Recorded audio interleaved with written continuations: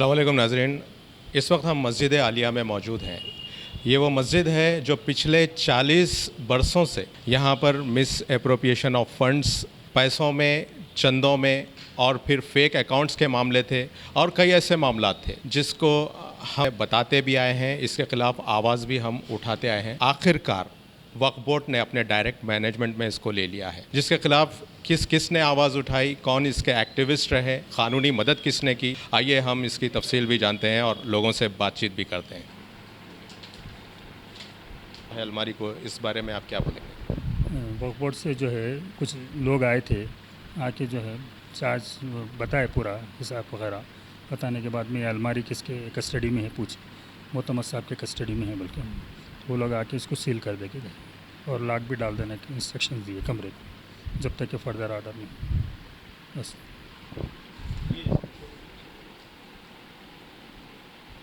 अब्दुल खवी अब्बासी साहब यहाँ पर हमारे साथ में मौजूद हैं।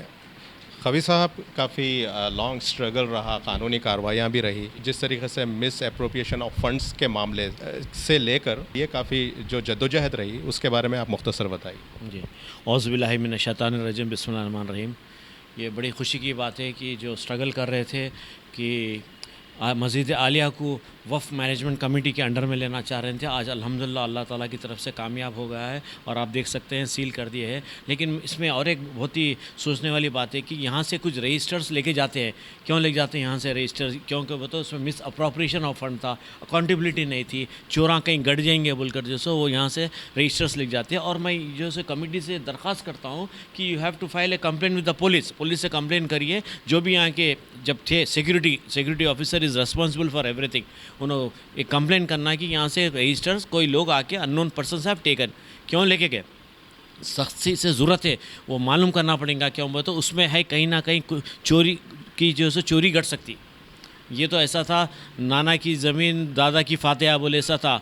दाल क्या बोलते हैं आप, वो अब्दुल्ला गुड़ थैले में बोलते हैं ना, वो हिसाब चल रहा था। पूरे जो सो खा जा रहे थे पैसे, जिसका बोले उन्हें खा जा रहे थे। अल्लाह की ज़मीन अब्दुल्ला का कब्ज़ा का हिसाब हो गया था। लेकिन अल्हम्दुलिल्लाह अल्लाह के फजल करम से हम जो कोशिश करें, हमारे रियाज साहब की जो कोशिश थी, लगातार कोशिश थी, उनका जो दबाव पड़ रहा था, अल्हम्दुलिल्लाह वो दबाव की वजह से मैं भी जो है इंटरेस्ट लेके कोर्ट में जो मेरे से हो सकता था पैरवी करा और आज उसका नतीजा देख सकते हैं आप, आज उसका नतीजा देख सकते हैं। तीसरी नस्ल की मुदाखलत हम महसूस करें इसमें, नाना फिर बाप फिर बेटा, ये जो है यहाँ से कुछ फाइल्स वगैरह लेके जाने में, और हमने कहा है कि सीसीटीवी फुटेज भी रिकवर करें।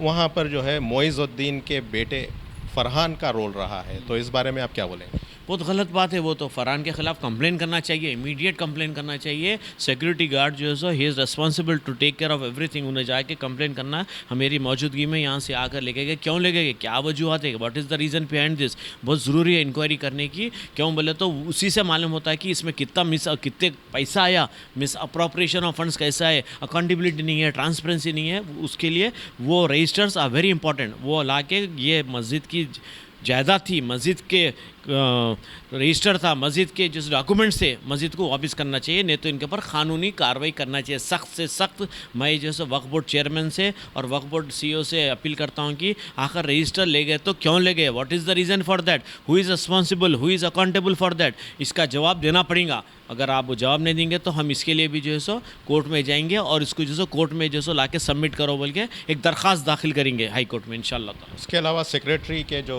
फेक अकाउंट्स का भी मामला था, फिर बहुत सारे ऐसे कई मामला थे, तो उसकी भी कानूनी कार्रवाई क्या नहीं होनी चाहिए? वही तो मैं आपको बता रहा हूँ कि एक कंप्लेन करे तो ये पूरा, ये इसके पीछे कौन सेक्रेटरी है, कौन जो सो ट्रेजरर है, ये पूरा एक पुलिस जब इंक्वायरी करेंगे, डीप इंक्वायरी करेंगे तो मालूम हो जाएगा कि रजिस्टर ले जाने की वजूहत क्या है और इसके ऊपर जो सो मिस अप्रोप्रिएशन पैसा कितना आया, कितना खर्चा हुआ, कितना गबन हुआ, ऐसे कई चीज़ें हैं ये मस्जिद के साथ अटैच। जैसे कि बाजू का जो प्लॉट है उसमें केस चल रहा, वो ऑलरेडी जो सो वक्फ ट्रिब्यूनल में केस चल रहा उसका, तो वो प्रॉपर्टी के ताल्लुक से भी जो सो मेरे कहने डिटेल है, तो उसके ताल्लुक से भी जो सो देखना है हमारे को कि ये प्रॉपर्टी जो है सो बाजू की कौन लिए थे, कैसा आई थी, किसको गई थी, अब क्या पोजीशन पे, क्या स्टेटस है, उसकी भी पैरवी करके सीईओ का काम है कि वो प्रॉपर्टी रिकवर करके वफ़ की जायदाद, अल्लाह की जायदाद अल्लाह के कब्ज़े में रहेंगे। इसके पीछे जो जायदाद है मस्जिद को लगे जिस किसको भी दिए, किराएदार है वहाँ पे, किराएदार कैसा बना, क्या वफ़ का किराएदार है या कोई प्राइवेट आदमी का किराएदार है।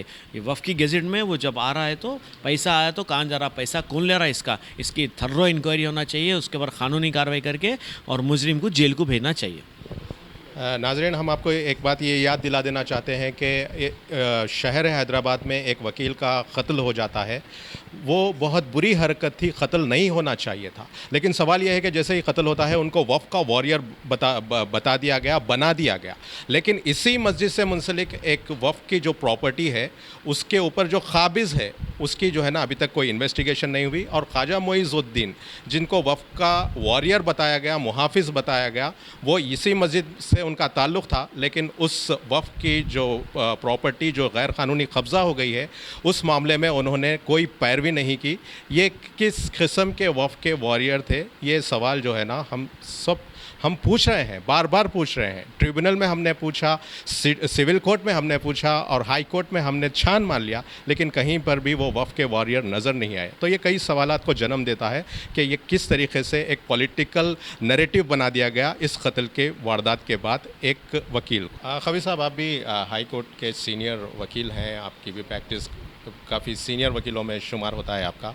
तो ये जो ख्वाजा मोइज़ुद्दीन को वफ़ का वॉरियर और प्रोटेक्टर बनाया गया या बता दिया गया, इस बारे में आप क्या बोलेंगे? देखिए, first of all he is not a Waqf warrior, not a Waqf protector. In fact he is a Waqf land grabber. मैं आपको बोल सकता हूँ, वफ़ के लैंड ग्रैबर्स, आप इनका जो है इनकी सर्विस में एक वफ़ का केस लड़के जीते क्या वफ़ के फेवर में, बताइए। ये एक ऐसा शख्स था जो एक 3-4 डिकेड पहले एक गांव से हैदराबाद को आता, एक थैली ले लेकर आता, आकर जो है एक मामूली सा वकील रहता। ये कोई राम जेठमलानी नहीं था जो 100 करोड़ की जायदाद बनाने के लिए एक केस नहीं जीते। इनकी 100 करोड़ की जायदाद कैसी आती, ये हाथ ले वो हाथ दे, बस ये take and give and take में आके जो हो गया ये इंसिडेंट। वरना ये होने वाला नहीं था। चोरा गाँव बांट ले रहे थे, बांटते खुद जो एक चोर को बाहर निकल गया, पुकारा तो वो वैसे ही छोके ये वहाँ तक के पहुँच गया वो। वरना he never fought for a welfare of वफ़। एक केस बता दीजिए आप। मैं भी आज 2003 से जो हाई कोर्ट की प्रैक्टिस है मेरी, आज तक उनको मैं जब वक्फ के केसेस लड़ता था पीछे आके ठहर के भाग जाते थे देख के। और मैं आपको बोल रहा हूँ ना, एक केस नहीं लड़ सकते थे, दूसरों को लाके खड़ा कर देते थे, ज़रा आप आर्ग्यूमेंट करिए खबीर साहब से, ज़रा आर्ग्यूमेंट करिए बोल के। तो ऐसे आदमी को जो वफ़ का वॉरियर कैसा, on what grounds, on what basis आप लोग बोल रहे हैं वफ़ का? मैं तो I will never give him a green signal that he was a वफ़ के अच्छा एडवोकेट बोल के। वो तो ही वॉज नॉट ए वफ़ एडवोकेट। कैसा उनको एक टैग दे दिया गया, ये पूरे चोरा गाँव बांट ले रहे थे, उसमें से एक चोर निकल गया तो जैसे वो पकड़े जाता बोल के वो चोर का ऐसा हो, असल वैसा है और कुछ भी नहीं हो, खुली बात। अच्छा, एक और सवाल, वफ़ की जब बात निकल गई है तो हम पिछले 24 घंटे से घोटाला बेगमपेट पे एक 600 गज़ ज़मीन पर जो कब्ज़ा हुआ था वहाँ पर मौजूद है। वहाँ पर वफ़ बोर्ड की जो टास्क फोर्स टीम है वो अपने वफ़ की जायदाद को बचाने के लिए खड़ी है। अंदर लैंड ग्रैबर्स औरतों को बिठा दिए, जिसके वीडियोस भी हमारे पास हैं। तो उस वक्त कोई वफ़ का वॉरियर, कोई वफ़ के ख़िलाफ़ लड़ने वाला या पब्लिक कैंपेन करने वाला या पॉलिटिकल नैरेटिव बनाने वाला कोई नज़र नहीं आया। तो ये किस किस्म की जो है ना जंग चल रही है, आवाम को क्या बताया जा रहा है और चल क्या रहा है? देखिए, अंदर जो औरतें बैठे हुए हैं, ये वक्फ प्रोटेक्टर से जो लेके आके बिठाते अंदर ज़मीन के लिए, बिठा के उसमें एक ऑर्डर ला लेते, नॉट टू इंटरफेयर स्टेटस को ला लेके जो लिटिगेशन पैदा कर दे। जब लिटिगेशन पैदा हो जाता तो बरसों बरस सालों साल चलता, जिसमें जो वक्फ वाले जो पैरवी नहीं करते। तो इस तरीके से जो सब मिले हुए रहते पूरे अंदर के standing council from A to Z, चंद ऑफिसरों को छोड़ के पूरे जो अल्लाह की जायदाद खा रहे हैं। बस मर के क्या जवाब देंगे, अल्लाह बेहतर जानता। दुनिया तो दुनिया, आखिरत भी ख़राब हो जा रही है लोगों की, फिर भी जो पैसे के लिए अपना ईमान बेचते रहे। और एक मैसेज क्या देना चाहेंगे कि ये मस्जिद तो एक मॉडल के तौर पे हम बता सकते हैं, इस किस्म के शहर के कई मसाजिद में यही जो है इस किस्म का प्रैक्टिस चल रही है। तो इस बारे में आप आवाम को या फिर जो है लीडर्स को क्या आप एक मैसेज देना चाहेंगे? देखिए भाई, जो भी अल्लाह का डर खौफ रखता है दिल में और जो वफ़ की प्रोटेक्शन करना चाहता है, जो अपनी आखिरत सुधार लेना चाहता, जो गुनाहों के लिए जो है सो तौबा तिल्ला करना चाहता, आगे बढ़ के आइए इंशाअल्लाह ताला। अगर मस्जिद के ऐसे कुछ मामले हैं जहाँ पर गुंडागर्दी हो रही है, सदरा गुंडे हैं, तो ऐसे मामलों में जो सो रुजू हुई है हमारे से, हम जो करना है free of cost without charging a single rupee fees, इंशाअल्लाह ताला हम जो है सो आगे बढ़ के वफ़ के फेयर में वकालत करेंगे। ये हमारा वायदा है आपसे जनरल पब्लिक के सामने इंशाअल्लाह ताला। थैंक यू वेरी मच, शुक्रिया बहुत बहुत। ये मोहम्मद रियाज साहब, ये एक बिज़नेसमैन भी हैं और इन्होंने, हम बिलाशुबा कह सकते हैं कि ये एक विज़ल ब्लोअर है। इन्होंने ये मस्जिद का मसला उठाया था और शुरू से आखिर तक टिके रहे, और यही जो है ना, ये इन्हीं की काविशों की वजह से आज मस्जिद वक्फ बोर्ड के डायरेक्ट मैनेजमेंट में है। तो आप मुख्तसर बताइए कि कैसा सफ़र रहा, क्या चैलेंजेस रहे और किस तरीक़े का आप आंखों देखी शाहिद है ये चीज़ों के कि मस्जिद को किस तरीके से इस्तेमाल किया गया था। अस्सलाम वालेकुम रहमतुल्लाहि व बरकातहू। मैं जैसे कि खाली यहाँ का मुसल्ली था, मस्जिद का मुसल्ली हूँ। मैं देखा करा, कई कंप्लेंट करा, इज़दानी साहब को बोला करा, ये सिद्दीकी साहब जो है उन्होंने जैसे कि ऐसा ऐसा कर रहे हैं, ऐसा ऐसा कर रहे हैं, 3-4 नोटिस दिया, उसका कुछ भी नहीं करे, नहीं करे। तो आखिर में जैसे कि मैं वक्फ बोर्ड को रुजू हुआ। अल्हम्दुलिल्लाह एडवोकेट सलाउद्दीन फारूकी साहब ने मुझे बहुत कोऑपरेट किया, मुझे हेल्प किया, उनका शुक्र अदा करता हूँ। और सीओ साहब का भी शुक्र अदा करता हूँ, आउट ऑफ द वे जाके अल्हम्दुलिल्लाह ये जो काम मसले में हल करे।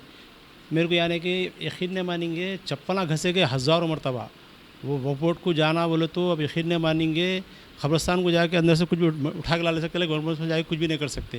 लेकिन फिर भी अल्लाह ने मुझे हिम्मत दी। पहले अल्लाह का कितना शुक्र अदा करूँ कम है कि अल्लाह ताला मुझसे काम लिया। मेरा मकसद सिर्फ जैसे कि मस्जिद में जैसे कि बदवान जो हो रहे थे उसको क्लियर करना। अल्लाह का घर है, अल्लाह का कोई भी बंदा काम करो भाई, अल्लाह का घर हर एक को हक़ है, अल्लाह का हर एक को आओ, नमाज़ पढ़ो, काम करो, वो करो। लेकिन भाई आपको कमाना है, मार्केट में 100 रास्ते हैं कमाने के। अल्लाह के घर क़ब्रिस्तान में कहीं भी काम आओ ना भाई, वक्त की इजाज़त के वास्ते कहीं को तो नहीं, बाहर नहीं कमा सकते आप। यही मस्जिद में आके करना, हमारे को पोजीशन होना, हमारे को नाम होना, हमारे कब तक के। अब आखिर में ये मतलब आलम हो गया कि गर्दन में हाथ दे के हक ले तो गए। एक वक्त कोई, और ख़ास बात ये है कि इतने सामने आके कोई एक आदमी, कमेटी का आदमी आके बात तक के नहीं करा भाई ये क्या को कर, क्या है, बैठ के मसला हल करेंगे, क्या करेंगे, कोई नहीं। आना सबको अल्लाह का ने कहाँ चलता। अल्लाह ताला उसके घर की हिफाजत करने वाला, किससे भी अबाबिल से काम ले लिया, हम क्या है रास्ता जाने वाले आदमी है, आम आदमी नहीं, तो उससे कुछ फ़र्क नहीं पड़ता। लेकिन अल्हम्दुलिल्लाह अल्लाह के फजल। और सबसे पहली बात आप लोगों का भी आपका बहुत ताउन है हबीब साहब, मेरे को मीम टी का अल्हम्दुलिल्लाह अल्लाह का एहसान है। हर जगह पे अल्लाह ताला आपको हर जगह पे ऐसा भी काम ले, जैसा भी काम ले रहे हैं। लेकिन हमारा मकसद सिर्फ यही है कि मस्जिद अल्लाह का घर है। अल्लाह के घर में जैसे कि हर ये बोल के नहीं, कहीं भी मस्जिद हो दो, वो मस्जिद में जैसे कि जितने भी कमेटी के शोर घोड़े हैं, बदमाशा निकाल के फेंको। अल्लाह के वास्ते जिसको भी है काम करने का शौक़ है, आके अल्लाह के वास्ते करो। मैं हूँ यूँ हूँ, नहीं चलता हूँ अल्लाह के घर में। अल्लाह का घर है, मुंडी झुका के बैठना, कुर्सी पे भी नहीं बैठना, अल्लाह के घर में नीचे बैठना। आके कुर्सी में बैठ के ऐसा रुपया करते हैं लोग, आके पूछो उनको जिसको कमेटी जारी नहीं थी, कमेटी बोले तो बोलो बैठे गए बस, आके रात थोड़ी कुर्सी में डाल ले जाके बैठे, जाने का नाम ही नहीं ले रहे, है ना, ऐसा थोड़ी होता। खैर अल्लाह ताला काम लिया साहब, अल्लाह का लाख लाख एहसान है, कितना शुक्र अदा करे। कमें सीओ साहब जैसे कि आपका भी अल्हम्दुलिल्लाह अल्लाह का एहसान है।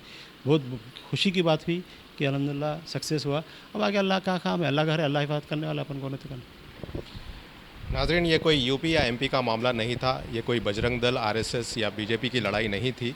ये एक मुसलमान की एक तहज़ीबी शहर हैदराबाद की एक प्राइम लोकेशन पर मौजूद मस्जिद आलिया का मामला था, जिसको हासिल करने के लिए, जिसको गलत हाथों से वापस लेने के लिए 40 साल का वक्फ़ा लग गया। तो सूरत हाल आप देख सकते हैं कि किस तरीके से हमारे उम्मत, मिल्लत और मुसलमानों का ये हाल हो चुका है। कायदीन का ये हाल है, दीनी मदरसे चलाने वालों का एक अलग मामला है और तंजीमें चलाने वालों का अलग मामला है, मस्जिदों पर काबिज़ बैठने वाले मुसलमानों का अलग मामला है। इस हाल माहौल में आप ही फ़ैसला कीजिए कि हमको क्या करना चाहिए। आप सजेशन और कमेंट्स के ज़रिए से आप बताइए, हम हमेशा साथ में रहेंगे। मीम टीवी हमेशा हक़ की आवाज़ और सच की आवाज़ के लिए हाजिर है आपके लिए। इस किस्म के कोई भी मामले हो, हम हाजिर हैं आपके लिए, आप सिर्फ हुक्म कीजिए। मैं हबीब उमर, कैमरामैन मुदस्सिर के साथ, मीम टीवी न्यूज़ के लिए।